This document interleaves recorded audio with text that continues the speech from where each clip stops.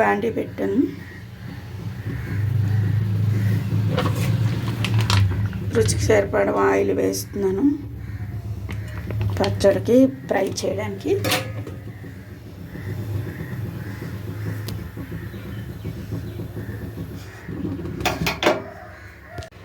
ఇంకా friend oil వేసాను.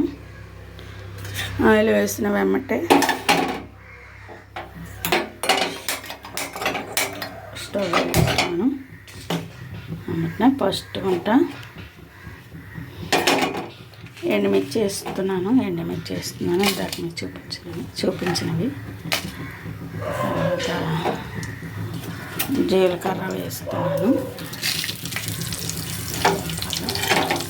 అలాగే కరివేపాకు, కొత్తిమీర, పచ్చిమిర్చి కూడా వేస్తాను.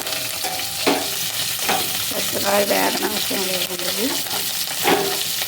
చాలా టేస్టీగా ఉంటుంది బీరకాయ పచ్చడి.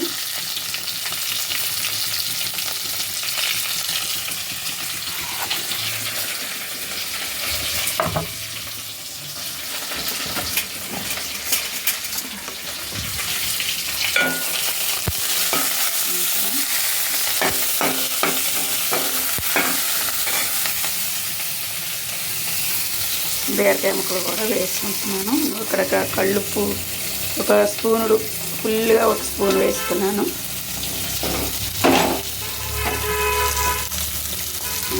బీరకాయ పచ్చడి చాలా టేస్టీగా ఉంటుంది. ఇదిగోండి ఫ్రెండ్, బీరకాయ పచ్చడి అయిపోయింది. మిక్సీ కచ్చా పచ్చా రుబ్బేసుకున్నాను. దీంట్లోకి ఇదిగో 2 స్పూన్ పోపులు, 2 ఎండుమిర్చి, కరివేపాకు, 2 వెల్లుల్లి రెబ్బలు వేసుకొని వేయించుకుంటున్నాను. వేయించుకున్న పోపుని ఇంకోండి ఇందులోకి ట్రాన్స్ఫర్ చేసేస్తున్నాను. ఎంతో రుచికరమైన బీరకాయ పచ్చడి రెడీ. చాలా టేస్టీగా ఘాటుగా ఉంటుంది ఫ్రెండ్.